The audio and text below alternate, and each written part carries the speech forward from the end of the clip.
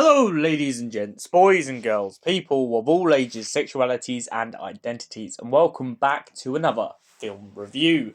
And seeing as we've been going in the motions of Despicable Me, I thought it's only right to keep it going. We're back with Despicable Me 2.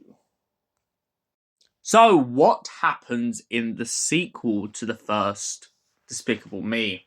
Well, Gru has grown to become the father of Margot, Agnes, and Edith. He celebrates their birthdays, and most importantly, he's kind of left villainy behind. Well, to an extent. He now sells jams and jellies with the help of Dr. Nefario and his minions. But Nefario is starting to get cold feet and decides that it's about time that he ups and leaves Groot for another job. Nefario is evil, and he doesn't want to be anything else. So living this happy-go-lucky life, bringing up the kids, just isn't quite for him. On top of that, the jams and jellies idea starts to feel ridiculous to him. Well, at least until he can find a use for it. Meanwhile, elsewhere, a giant base in Alaska, or I think it could be Antarctica, has just been picked up by a massive magnet. And inside the base, they had a formula. This formula would turn any creature, living thing, into a rabid animal. With the power of this serum, the whole world could be taken over in a matter of minutes. Meanwhile, back in Gru's life, he's starting to find himself in a conflict of what he really wants.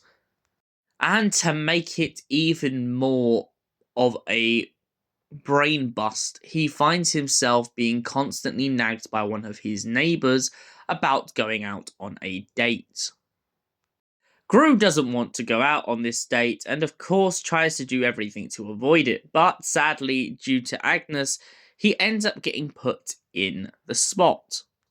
Meanwhile, however, before this, it turns out that Gru gets hired by the UVA, which is the Anti-Villain League. I think I've said that right. But essentially, the Anti-Villain League want Gru's help after returning the moon. Gru points out to them that returning the moon was an accident on his part. He didn't intend to help them out. But this isn't the first time that Gru's accidentally done this, as we will bring up in another separate video. Gru then gets partnered up with Lucy, and the pair of them have to run a covert operation in which they work inside of a cupcake shop. The cupcake shop is located in the local mall, and they must figure out which members of the mall are involved. Gru and Lucy go from shop to shop until Gru suddenly begins to get a bad vibe from the guy owning the Mexican restaurant. He suddenly remembers why, and this is because the guy owning the restaurant is none other than El Macho. Lucy and the rest of the Villain League are very skeptical on this, as to their knowledge of El Macho is he was killed in a volcano after diving headfirst in with a shark strapped with a ton of TNT. But Gru is determined that the guy survived, and that the reality of the situation is that he is very much involved in this whole conspiracy. Back to Gru's personal life, he gets sent out on the date that he didn't want to go on, only to end up in an awkward situation where the woman opposite him tries to pull off his wig that he puts on his head because he doesn't want to be seen as bald.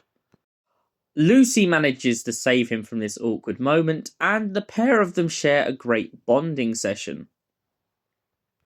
However, after the Anti-Villain League believe that the hairdresser is responsible for the serum kidnap, it turns out that Lucy is about to be redeployed elsewhere. Gru lets her go, but secretly knows that his feelings for Lucy are growing stronger and stronger, and so he tries to call or text her, but sadly due to a unforeseen kidnapping by El Macho, Gru has to do his best to save the woman he loves. An honourable mention, though, before we get to the end of this story, is the fact that Margot gets a really nice story arc in which she essentially gets to be herself, and she almost falls in love with this guy who's the kid of El Macho, but it sadly doesn't work out. Another honourable mention into this is the fact that El Macho, although a very brutish villain, does seem to have kind of relaxed his life, similar to Gru. When he meets Gru for the first time in this film and sees that Gru has his own kids, same as El Macho takes this as a kind of hint that Gru is not necessarily looking to go big fish. El Macho tries to get Gru on hand at one point before the whole Lucy kidnapping, but it backfires because Gru isn't that guy anymore. El Macho then uses the serum on a bunch of Gru's minions, causing them to all turn rabid and purple. Luckily for the group, Dr. Nefario had made an antidote to this by putting it inside of the jams and jellies. They then shoot all the rabid minions, and Gru and Lucy manage to escape the rocket shark just before it gets into the volcano. At which point, Gru basically asks Lucy out, and the pair of them live happily ever after. So, Despicable Me 2. What did I think of this film? I definitely say it's still got the strengths of the first film. It's got the story, it's got the plot, it's got the family message. And most importantly, I feel like Despicable Me 2 doesn't stray away too much from the original source material.